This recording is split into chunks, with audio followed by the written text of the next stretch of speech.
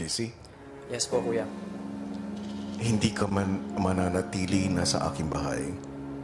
Heto naman ang mga sandaling ng iyong pananatili rito.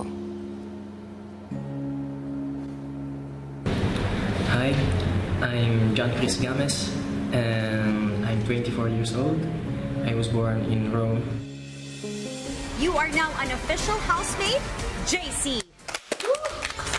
JC, bago ka pa pumasok ng bahay ko, nakita ko ang pagkamahiyain mo. Pero unti-unti mong napaangat ang iyong kumpiyansa at pakikisama. Agad kang humarap sa aking mga pagsubok. Bago man sa aking bahay, ay ipinakita mo na kaagad ang iyong determinasyon at kagustuhang mapagtagumpayan ang mga ito. At sa dulo ay naipakita pa din ang iyong husay at talento. Sa iyong maikling pananatili sa aking bahay, ay nagkaroon ka ng isang matinding hamon. Nakitaan ka ng tapang nang harapin mo ang pinakamalapit mo na kaibigan sa loob ng aking bahay.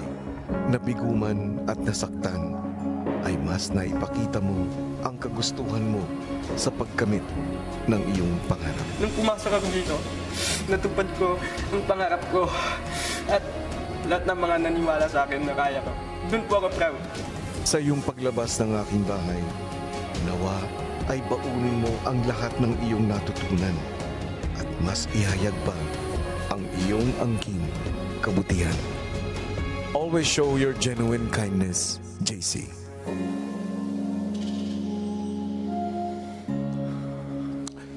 JC, Opo, kuya. sa iyong pagtungtong ng aking bahay, hindi makakaila ang malalaking pagbabago sa iyo. You have been more open, more adventurous to try new things. Sa iyong pagbabalik sa outside world, ituloy mo pa rin ang pagiging bukas sa mga pagsubok at karanasan. Good luck, ex-housemate JC. Salamat po, kuya. Maraming salamat po dahil madami po akong natutunan dito sa loob ng bahay ni kuya. Doon, sa camp.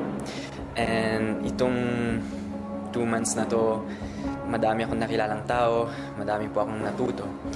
At I feel na malaki din po ang pinagbago. JC? Opo. Maraming salamat.